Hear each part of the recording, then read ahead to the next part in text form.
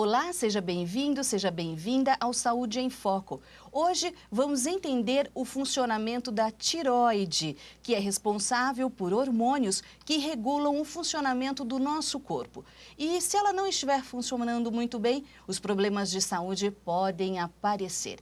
E sobre isso eu converso com o médico endocrinologista Flávio Pirozzi. Doutor, muito obrigada por participar do nosso programa aqui no Saúde em Foco. Para ver se realmente tem algum tipo de alteração. E ela é grande?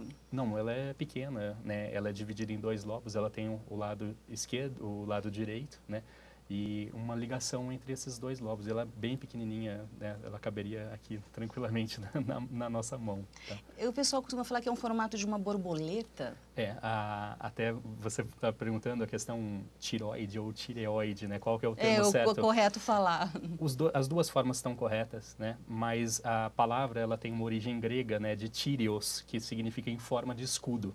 E assim, na verdade seria uma forma de escudo, mas vamos dizer que fica mais até elegante falar que realmente tem uma forma de borboleta, né? Como o lado direito e o lado esquerdo formando as asas, né? Certo. E ela é responsável por fazer o que no nosso organismo? Bem, a glândula tireoide, como eu disse, ela é vital para a nossa saúde, né? Então ela secreta dois hormônios, o T3 e o T4, e esses hormônios eles são responsáveis, né? Basicamente pelo metabolismo do nosso corpo inteiro, né? Todos os órgãos, eles são, vamos dizer assim, eles precisam dos hormônios tiroidianos para funcionar. Eu brinco com os pacientes que os hormônios tiroidianos, eles mexem do dedão do nosso pé até o nosso fio de cabelo, literalmente. E eles são responsáveis, por exemplo, por quais funções, esses hormônios? Por exemplo, pelo metabolismo de gordura, proteína, carboidratos, a força de contração do nosso coração, os movimentos do nosso sistema digestivo, né, os pelos do nosso corpo, a nossa pele, né? Quer dizer, tudo. Tudo, literalmente tudo. Por isso que eu brinco, né? Realmente mexe do dedão do pé até o fio do cabelo. E tanto é que as alterações que acontecem em decorrência dessa glândula, elas vão alterar em muitas coisas. E essa alteração, como ela ocorre? É com excesso, diminuição desse equilíbrio dos hormônios? Sim, existe dois tipos de alterações funcionais. Ou a glândula ela pode secretar mais, ou ela pode secretar menos hormônio, né? Que aí, no caso, quando ela secreta menos hormônio, é o hipotireoidismo. Quando ela secreta mais, que também pode acontecer, é o hipertireoidismo. E o que leva a isso, a acontecer isso, ela se desregular, né? Na grande maioria das vezes, né, tanto o hipo quanto o hipertireoidismo é o que a gente chama de doenças autoimunes, que o nosso sistema imunológico reconhece a nossa glândula normal como sendo algo estranho. No caso do hipotireoidismo, que a grande maioria dos pacientes tem o que a gente chama de tireoidite de Hashimoto, vai ter uma destruição da glândula. Então, o tecido da glândula ele deixa de funcionar, ele para de produzir o hormônio. No caso do hipertireoidismo, acontece o contrário, né? O nosso corpo cria um anticorpo que vai estimular a glândula a funcionar demais. E qual que é o sintoma do hipotireoidismo? Vamos falar dele primeiro. O hipotireoidismo, o paciente vai sentir alguns sintomas, e esses sintomas são importantes, porém, eles são sintomas vagos e inespecíficos. Isso é importante a gente relatar. O paciente pode sentir desde sintomas como cansaço, fadiga, sonolência, dores no corpo, queda de cabelo, pele seca, intestino fica ressecado, né? Entre outras coisas que podem acontecer aí também. Esses sintomas, eles vêm todos de uma vez ou é aos poucos? São aos poucos, né? E, por exemplo, nem todos os pacientes têm todos os sintomas também, né? Então, às vezes o paciente pode sentir uma leve sonolência, né? Ou às vezes o paciente sente tudo isso que eu falei. Sim. E o hipertireoidismo, que é o excesso de hormônio? O excesso de hormônio, né? Já no hipertireoidismo, o paciente vai ter o contrário, né? Ele, em vez de sonolência, aquela sonolência, ficar, né, cansado, o paciente vai ficar agitado, né? Então, ele se sente eufórico, ele tem tremores, né? Às vezes, né, uma sensação de palpitações, a pele fica úmida, né? E algumas vezes, né, que é a doença também autoimune, que a gente chama de doença de Graves, o paciente pode notar que ele vai aumentar o volume do pescoço, né, que é a tireoide ficando maior, e também ele pode apresentar um sintoma chamado de exoftalmia, né, que o olho fica meio que saltado, como se ele tivesse espantado, né? O olho estatalado. Exatamente. Pode ser um dos sintomas. Pode ser um dos sintomas de hipertireoidismo. E esses sintomas também surgem aos poucos, Sim. isoladamente? Pode acontecer exatamente como a mesma coisa do hipotireoidismo. Às vezes pode acontecer uma forma isolada, né, um sintoma isolado, e às vezes o paciente pode ter diversos sintomas de uma vez. Agora, e a faixa etária?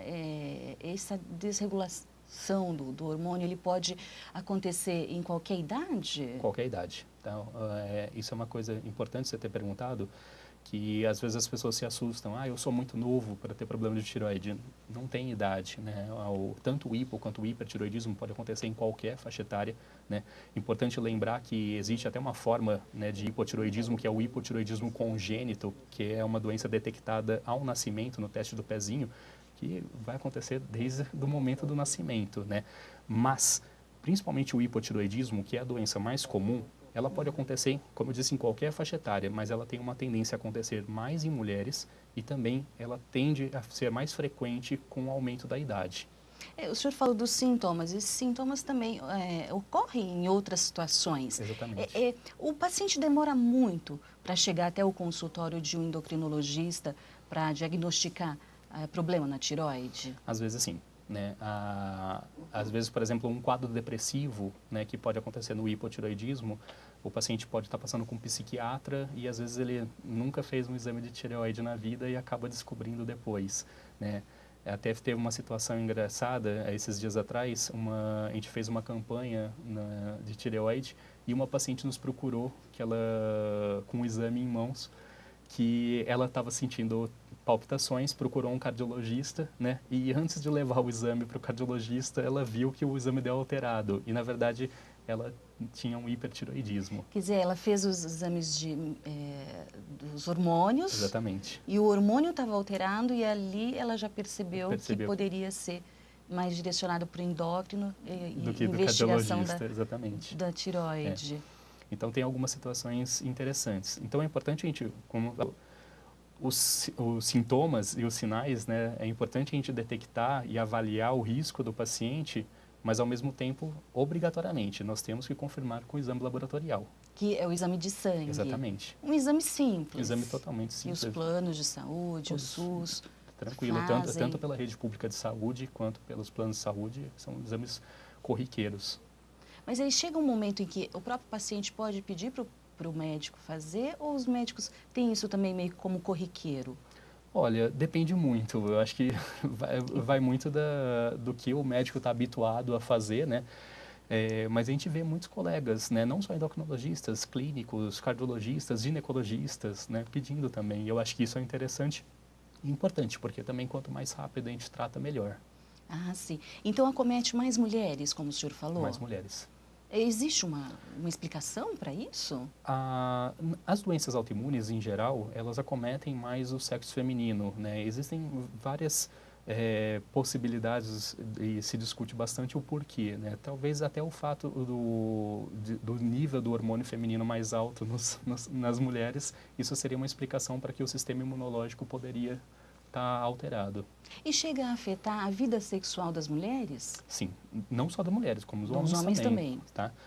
Tanto o hipo quanto o hipertireoidismo pode causar alterações sexuais, né? Então, tanto em homens e mulheres, a queda de libido, né? No caso de mulheres, alterações menstruais, mulheres tentando engravidar, às vezes, né? Quando não consegue, às vezes, num simples exame de tireoide pode detectar um problema, homens com problema de ereção. Então, tudo isso a gente tem que ficar atento. A fertilidade, então? Sim, a fertilidade também.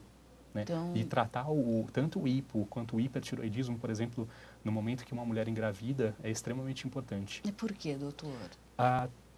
No caso, tanto para a mãe quanto para o bebê. Né? A glândula tireoide ela é uma das primeiras glândulas a se formarem no feto.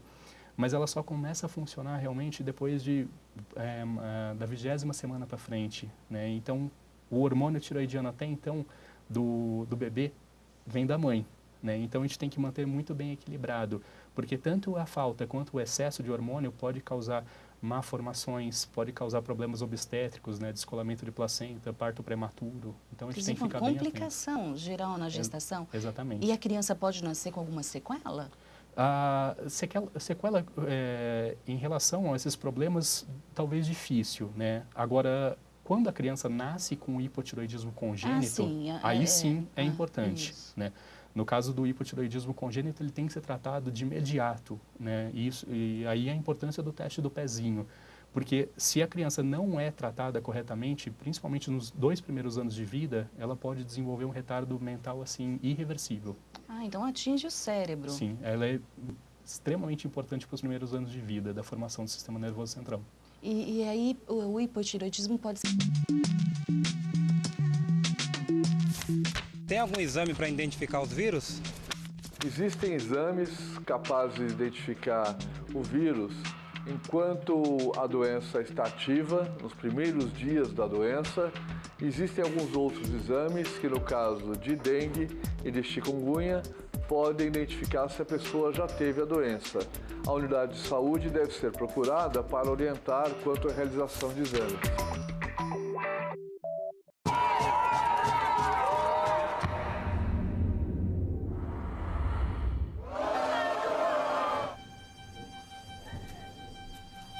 Algumas coisas funcionam melhor quando tem a participação de todos. A democracia também é assim. Por isso, é importante que você continue fazendo parte das decisões do nosso país. Justiça Eleitoral, a justiça da democracia. Cada gota conta. Além de eu juntar a roupa para lavar de uma vez só, eu utilizo ainda a água do enxágue para me estar lavando toda a casa. Esses pequenos detalhes fazem a diferença. E você está economizando? Governo do Estado de São Paulo. Bom saber por que existe cota racial. Pergunta: igualdade é tratar essas plantas de forma igual? Bom, para essa planta crescer, bastam 3 gotas d'água, mas se dermos igualmente 3 gotas para essa, ela vai morrer. Igualdade não é tratar de forma igual, é tratar diferenças de forma diferente, para que todas tenham uma chance igual de crescer. É para isso que existem as cotas raciais.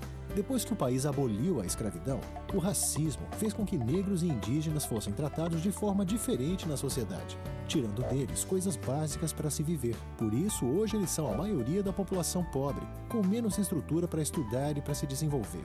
Quando vão disputar uma vaga, já chegam em desvantagem. Com as cotas raciais, a disputa fica mais justa para ingressar nas universidades e no serviço público. Assim, negros e indígenas têm oportunidades mais iguais a qualquer outro na sociedade, quebrando o ciclo do racismo e da pobreza.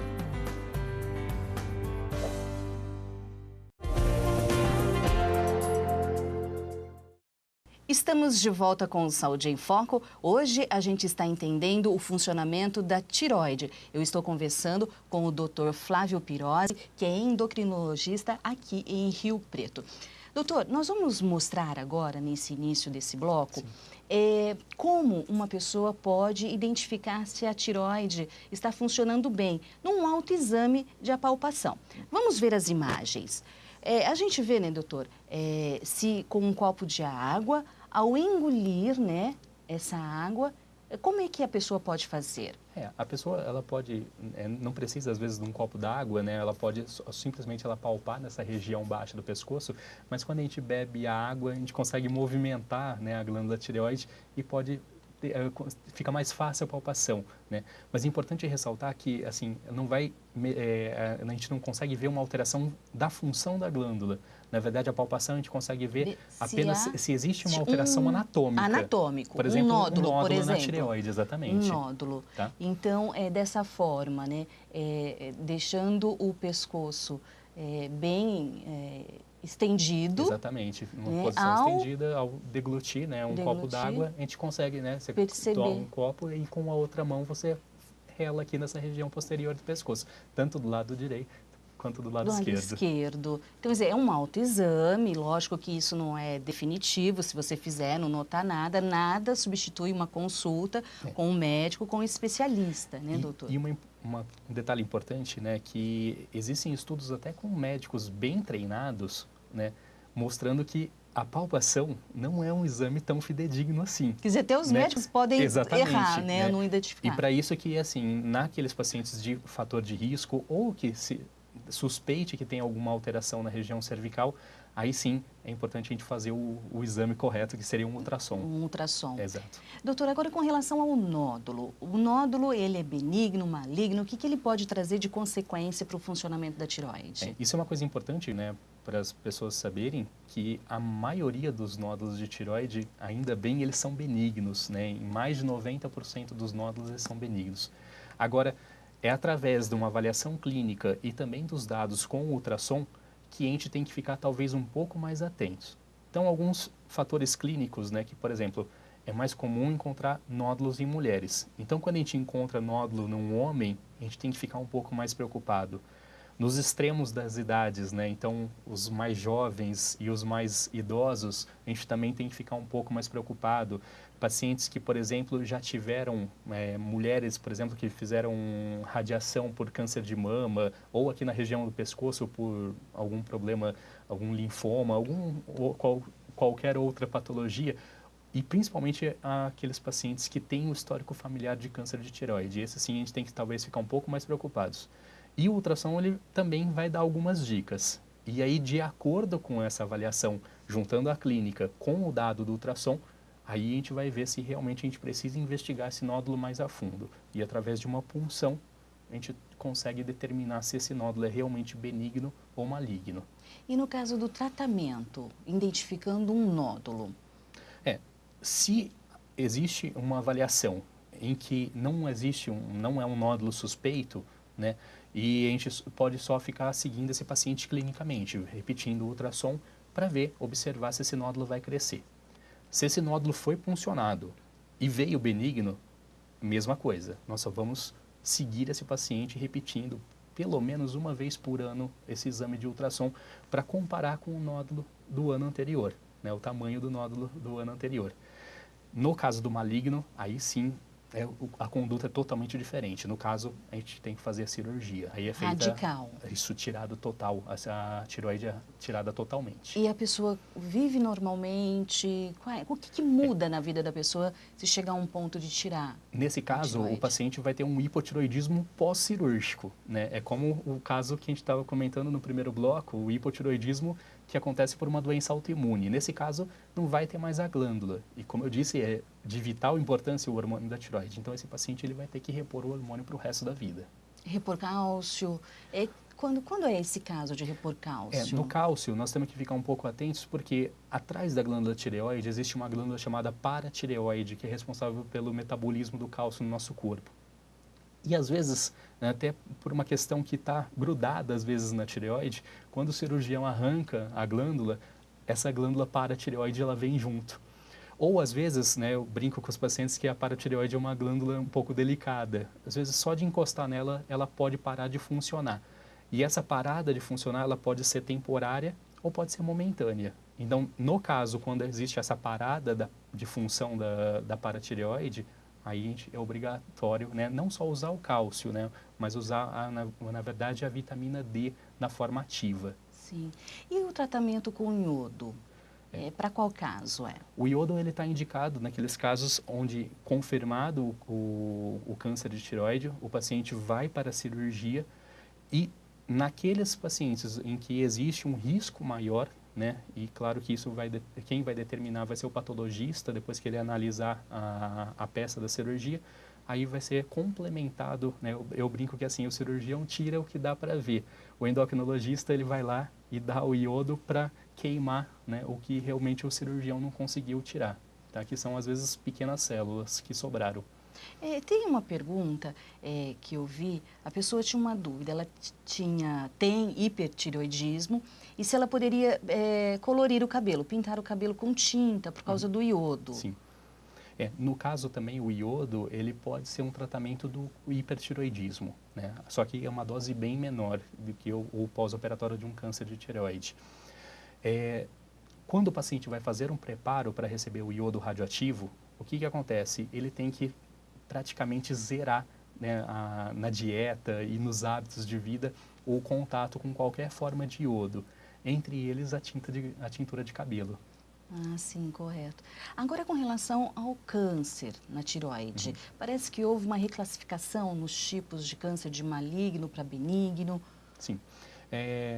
Eu eu costumo, assim, tranquilizar os pacientes quando vem a notícia, né, que eu falo, a palavra câncer é uma palavra pesada, né, que já remete a alguns pensamentos negativos, né, para o paciente. E a minha forma de tentar tranquilizá-los é como, de todos os cânceres malignos, talvez o de tireoide seja o mais benigno de todos, né?